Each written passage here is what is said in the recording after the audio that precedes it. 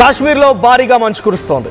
ఇప్పటికే ఈ మంచు కారణంగా 26 విమానాలు రద్దు చేశారు అధికారులు. విమానాశ్రయాల్లోనే ప్రయాణికులంతా వణికిపోతున్నారు. అన్ని విమానాల టైమింగ్స్లో కూడా చాలా కీలకమైన మార్పులు చేశారు. రన్వేలపై మంచు తొలగిస్తోంది సిబ్బంది. ఇక మంచుతో కప్పబడినటువంటి కాశ్మీర్ ఎక్కడికక్కడ మంచు కొండలే మనకు కనబడుతూ ఉన్నాయి. ఇకపోతే శుక్రవారం ఉదయం నుంచి ఈ మంచు కురుస్తోంది. కాశ్మీర్లో అన్ని దారులు క్లోజ్ చేశారు. ఎక్కడికక్కడ మంచులో వెహికల్స్ అన్ని ఇరుక్కుపోయాయి. కొంత హైటెన్షన్ సిచ్యువేషన్ ఉంది.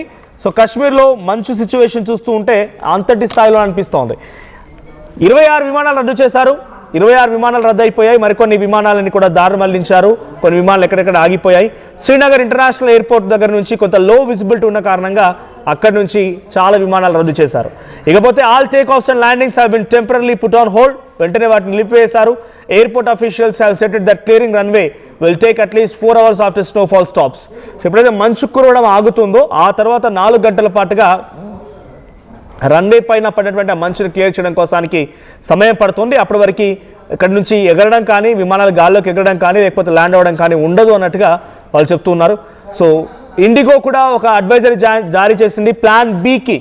మీరంతా ప్లాన్ బి ఆప్ట్ చేసుకోండి, requesting you to refund via.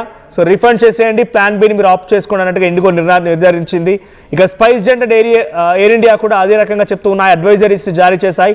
So మీరు ఫ్లైట్ స్టేటస్ని చెక్ చేసుకోండి బిఫోర్గా మీరు ఎయిర్పోర్ట్కి వచ్చే ముందు.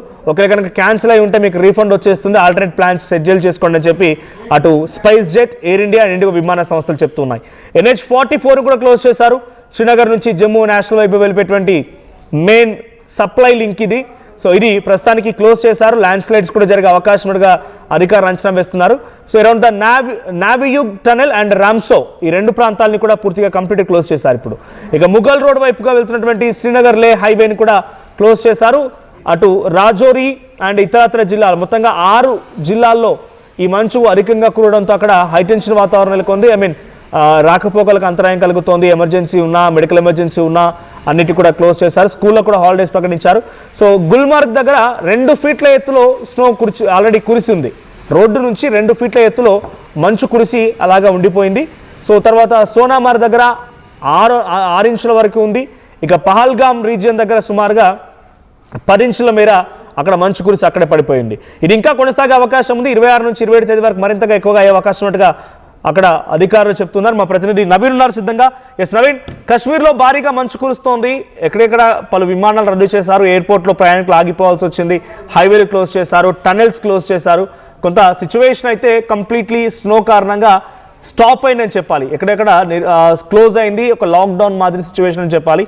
ఇది ఎన్ని రోజుల వరకు ఉండే అవకాశం ఉంది? బేసిక్గా ఇది సీజన్, బట్ ఈ స్థాయిలో మంచు కురడాన్ని అక్కడ అధికారులు ఎలా అంచనా వేస్తున్నారు? పబ్లిక్స్ రియాక్షన్ ఏంటి అక్కడ?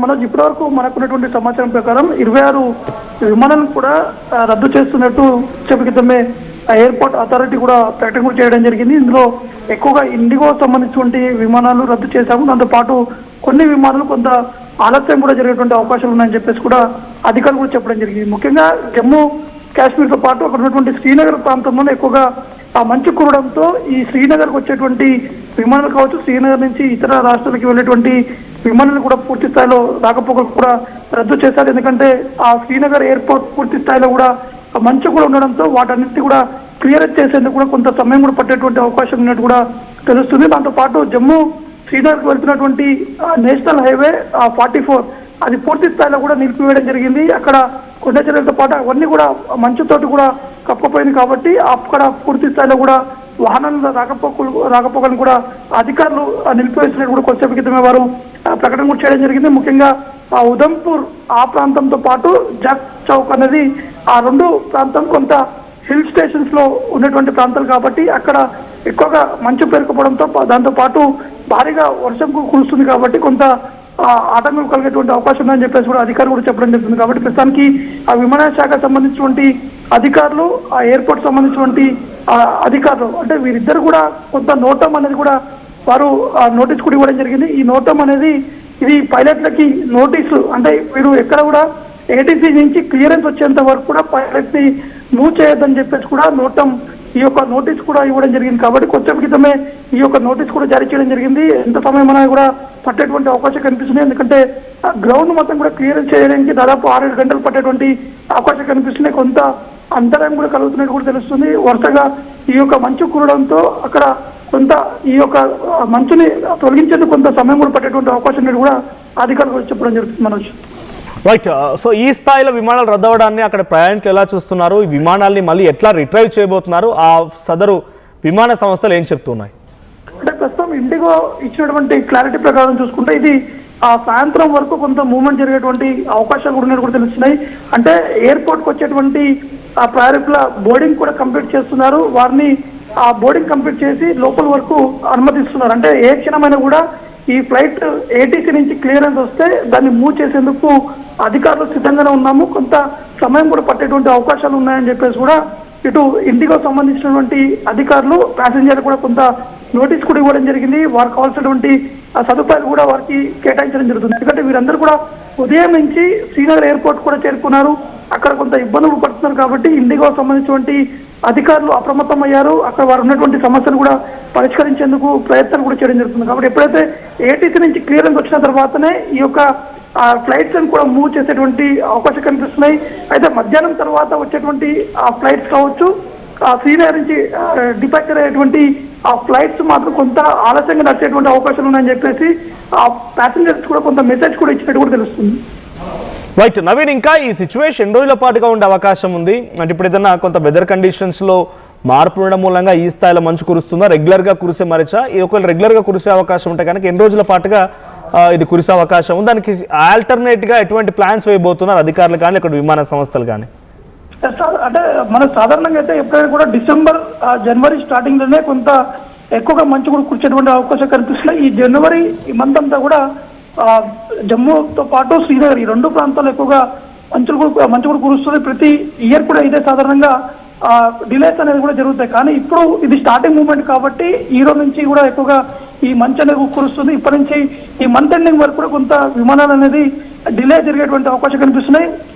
సాధారణంగా అయితే ఉదయం నడిచేటువంటి విమానాలు అంటే 5 నుంచి 10-11 వరకు నడిచేటువంటి విమానాలు అవి లేట్ అరైవల్ డిపాచర్స్ కూడా జరుగుతాయి. ఎందుకంటే మధ్యాహ్నం తర్వాత కొంత ఏటీసీ నుంచి క్లియరెన్స్ వస్తుంది. వారు కూడా పైలట్స్ కొంత క్లియరెన్స్ కూడా ఉంటుంది. కాబట్టి వారు టేక్ఆఫ్ చేయడం కానీ ల్యాండింగ్ చేయడానికి కొంత ఈజీగా ఉంటుందని చెప్పేసి కూడా శ్రీనగర్ అధికారులు కూడా చెప్పడం జరిగింది. కాబట్టి ఈ రోజు నుంచి కొంత విమానాలు అనేది కూడా ఈ మంత్ ఎండ్ వరకు కొంత ఆలస్యం కూడా జరిగేటువంటి అవకాశం కనిపిస్తుంది. Right, thank you Naveen. So మొత్తంగా ప్రస్తుతానికి 26 విమానాలు రద్దు చేశారు. కాశ్మీర్లో భారీగా మంచు కురుస్తోంది. ఏకంగా గుల్మర్గ్ దగ్గర 2 ఫీట్ల ఎత్తున మంచు పడి ఉందనంటే అర్థం చేసుకునేటువంటి సిచ్యువేషన్ ఉందనేది. సో ఇంకా ఈ మంచు సుమారుగా ఈ మంత్ ఎండింగ్ వరకు కూడా కొనసాగే అవకాశం ఉంది. ఈ నేపథ్యంలో పలు విమానాల యొక్క రాకపోకలు నిలిపివేశారు. ఇది ఈ రకంగా కొన్ని రోజుల పాటు కొనసాగే అవకాశం ఉంది. సో ఒక్కసారి మంచు కురవడం ఆగిపోయిన తర్వాత 4 గంటల పాటుగా రన్వేలని క్లీన్ చేయడానికి సమయం పడుతుంది. కాబట్టి అప్పటి వరకు విమానాలు నడపలేమని చెప్పి ఆ విమాన సంస్థలు చెప్తున్నాయి. ఒకసారి అక్కడ ఎయిర్పోర్ట్ దగ్గర రన్వేని క్లీన్ చేసేటువంటి విజువల్స్ చూస్తున్నారు. ఒకసారి మీరు ఆ విజువల్ చూడండి. సో కశ్మీర్ అందాలు చూడాలనుకుంటే డెఫినెట్గా ఇది ఒక కరెక్ట్ సమయం. కానీ ఎయిర్పోర్ట్లు మొత్తం కూడా బ్లాక్ చేయడంతో, ఎయిర్పోర్ట్ అని కూడా ఈ మంచుతో కప్పెట్టేయడంతో కొంత ఇబ్బందికర సిచ్యువేషన్ ఉంది.